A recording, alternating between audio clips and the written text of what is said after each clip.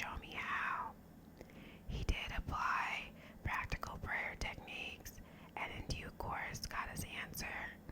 Matters ultimately turned out satisfactorily. That is not to say he did not have difficulties. In fact, he had rather a hard time of it, but ultimately he worked out of his trouble.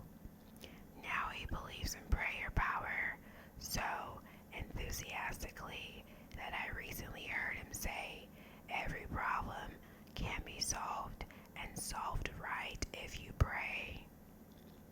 Experts in physical health and well-being often utilize prayer in their therapy. Disability, tension, and kinder troubles may result from a lack of inner harmony. It is remarkable how prayer restores the harmonious functioning of body and soul.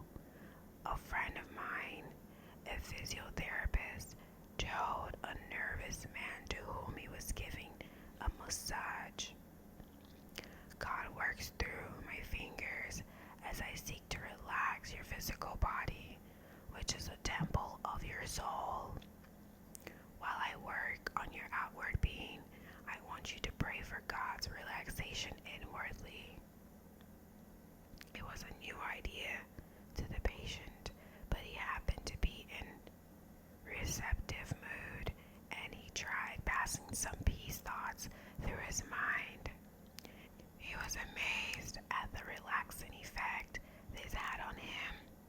Jack Smith, operator of a health club that is patronized by many outstanding people, believes in the therapy of prayer and uses it. He was at one time prize fighter, then a truck driver, later a taxi driver, and finally opened his health club. He says that while he probes his patrons for physical flabbiness, he also probes for spiritual flabbiness because he declares you can't get a man physically healthy until you get him spiritually healthy. One day, Walter Huston, the actor, sat by Jack Smith's desk. He noted a big sign on the wall on which were penciled the following letters: A, P, R, B, B, W, P, R, A, A. In surprise, Huston asked, "What do those letters mean?" Smith laughed and said, "They stand for affirmative prayers, release powers by which positive results are accomplished." Huston's jaw dropped in astonishment. "Well, I never expected to hear anything like that in a health club." "I use methods like that," said Smith, "to make people curious, so they will ask what those letters mean. That gives me an opportunity to tell them that I believe affirmative prayers always get results." Jack Smith, who helps men to keep physically fit, believes that prayers is an important, if not more important than exercise, steam baths, and a rub down. It is a vital part of the power releasing process. People are doing more praying today than ever before because they find that it adds to personal efficiency. Prayer helps them to tap forces and to utilize strength not otherwise available. A famous psychologist says, prayer is the greatest power available to the individual in solving his personal problems. Its power astonishes me. Prayer power is a manifestation of energy. Just as there exists scientific techniques for the release of atomic energy, so are there scientific procedures for the release of spiritual energy through the mechanism of prayer. Exciting demonstrations of this energizing force are evident.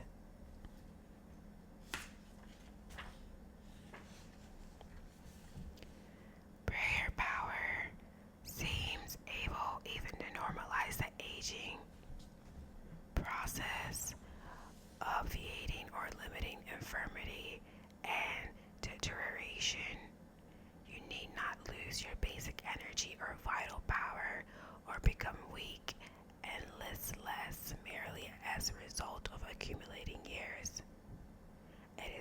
necessary to allow your spirit to sag or grow stale or dull. Prayer can refresh you up every evening and send you out renewed each morning. You can receive guidance in problems if prayer is allowed to permeate your subconscious, the seat of the forces which determines whether you take right or wrong actions. Prayer has the power to keep your reactions correct and sound. Prayer driven deeply into your subconscious can remake you.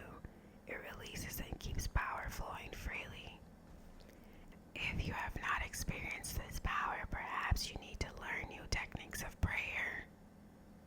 It is well to study prayer from an efficiency point of view. Usually the emphasis is entirely religious, though no cleavage exists between the two concepts. Scientific spiritual practice rules out stereotype procedure, even as it does in general science. If you have been praying in a certain manner, even if it has brought you blessings, which it doubtless has, perhaps you can pray even more profitably by varying the pattern and by experimenting with fresh prayer formulas. Get new insights, practice new skills to attain the greatest results. It is important to realize that you are dealing with the most tremendous power in the world. When you pray, you would not use an old-fashioned kerosene lamp for illumination. You want the most up-to-date lightning devices. New and fresh spiritual techniques are being constantly discovered by men and women of spiritual genius. It is advisable to experiment with prayer power according to such methods as prove sound and effective. If this sounds new and strangely scientific, bear in mind that the secret of prayer is to find the process that will most effectively open your mind humbly to God. Any method through which you can stimulate the power of God to flow into your mind is legitimate and usable. An illustration of a scientific use of prayer is the experience of two famous industrialists whose name would be known to many readers were permitted to mention them, who had a conference about a business and technical matter. One might think that these men would approach such a problem on a purely technical basis, and they did that and more. They also prayed about it, but they did not get a successful result. Therefore, they called in a country preacher, an old friend of one of them, because as he explained, the Bible prayer formula is, where two or three are gathered together in my name, there am I in the midst of them. Matthew 18:20. They also pointed to a further formula, namely, if two of you shall agree on earth as touching anything that they shall ask, it shall be done for them of my Father which is in heaven. Matthew 18:19. Being schooled in scientific practice, they believe that in dealing with prayer as a phenomenon, they should scrupulously follow the formula outlined in the Bible, which they described as a textbook of spiritual science. The proper method for employing a science is to use the accepted formulas outlined in the textbook of the science. They reasoned that if the Bible provides that two or three should be gathered together, perhaps the reason they were not succeeding was that they needed a third party. Therefore, the three men prayed, and to guard against error, the process they also brought to bear on the problem various other biblical techniques, such as those suggested in the statements, according to your faith, be it unto you. Matthew 9:29.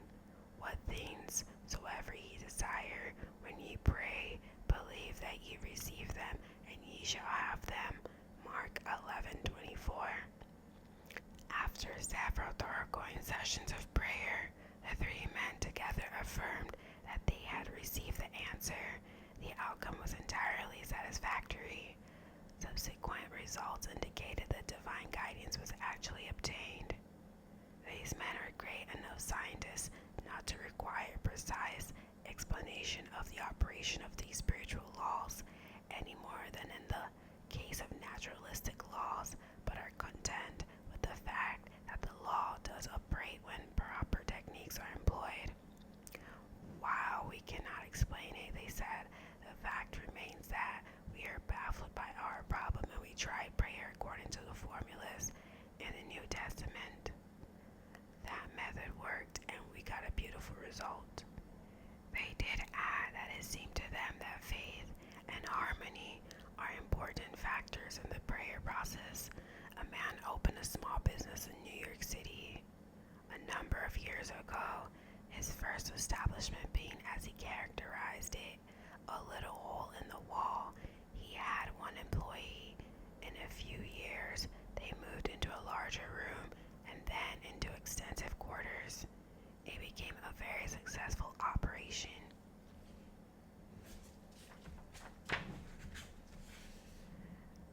This man's method of business, as he described it, was to fill the little hole in the wall with optimistic prayers and thoughts.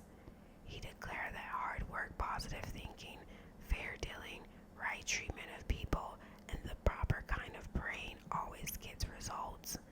This man, who has a creative, unique mind, worked out his own simple formula for solving his problems and overcoming his difficulties through prayer power.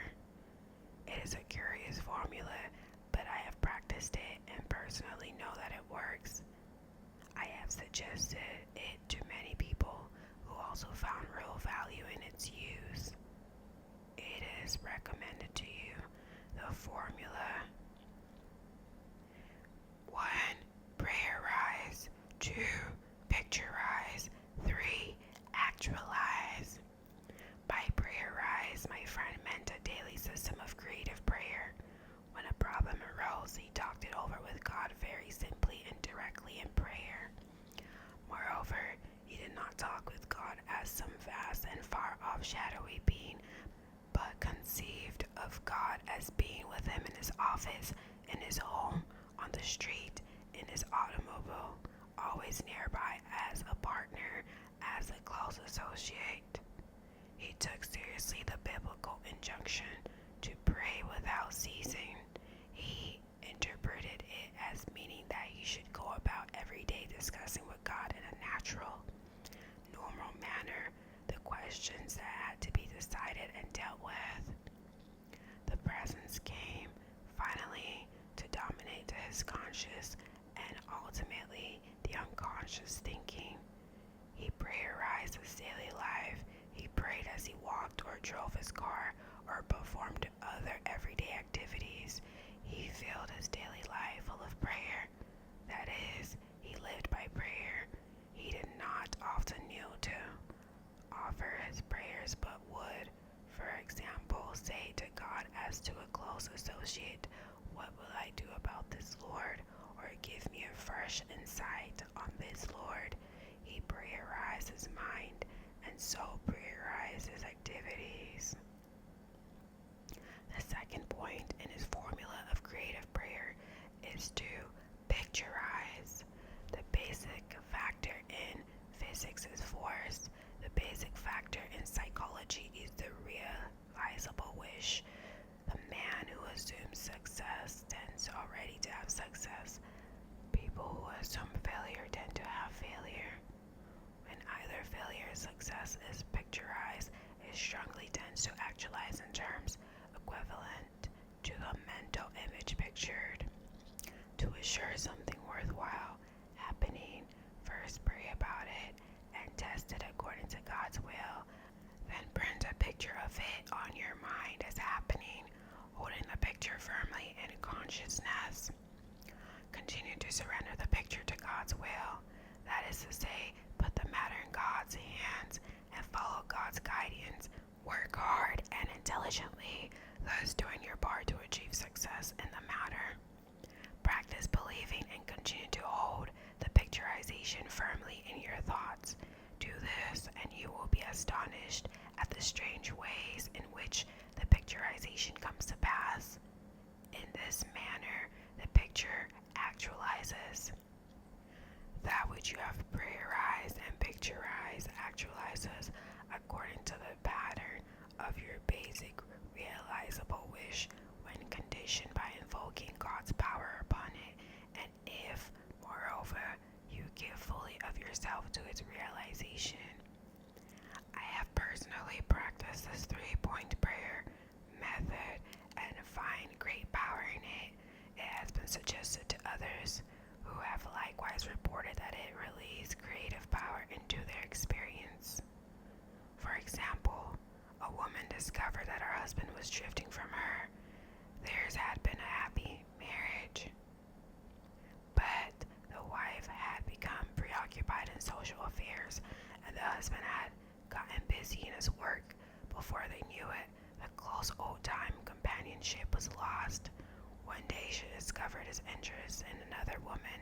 She lost her head and became hysterical. She consulted her minister, who adroitly turned the conversation to herself. She admitted being a careless homemaker and that she had also become self-centered, sharp-tongued, and nagging. She then confessed that she had never felt herself the equal of her husband. She had a profound sense of inferiority regarding him, feeling unable to maintain equality with him socially and intellectually. So she retreated into an antagonistic attitude that manifested itself in petulance and criticism. The minister saw that the woman had more talent, ability, and charm than she was revealing. He suggested that she create an image or picture of herself as capable and attractive. He whimsically told her that God runs a beauty parlor and that faith and techniques could put beauty on a person's face and charm and ease in her manner. He gave her instruction on how to pray and how spiritually to picturize. He also advised her to hold a mental image of the restoration of the old-time companionship, to visualize the goodness in her husband, and to picture a restored harmony between the two of them. She was to hold this picture with faith. In this manner, he prepared her for a most interesting personal victory.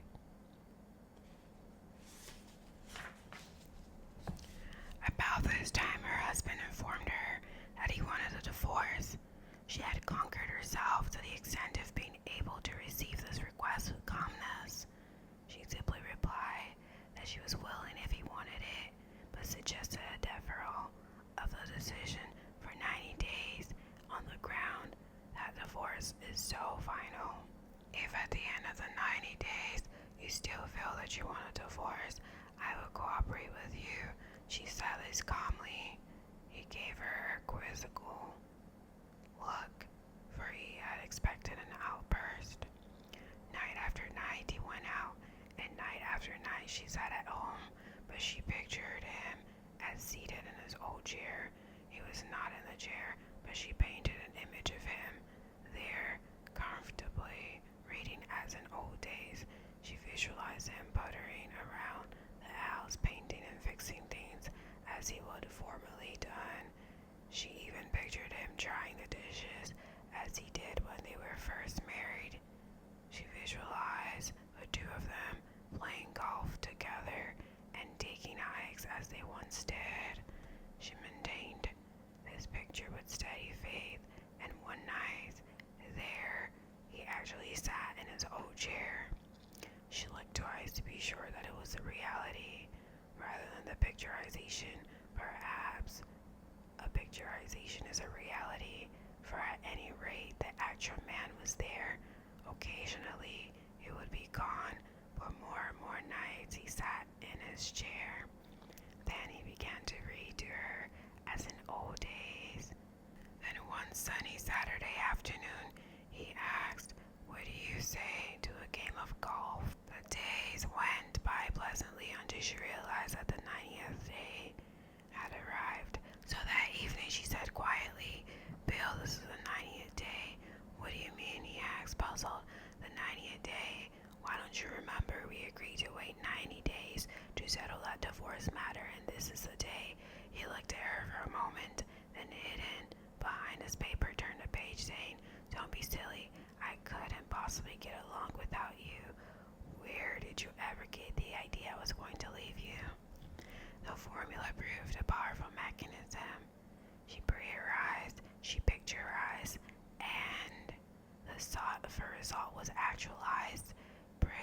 or solved her problem, and is as well.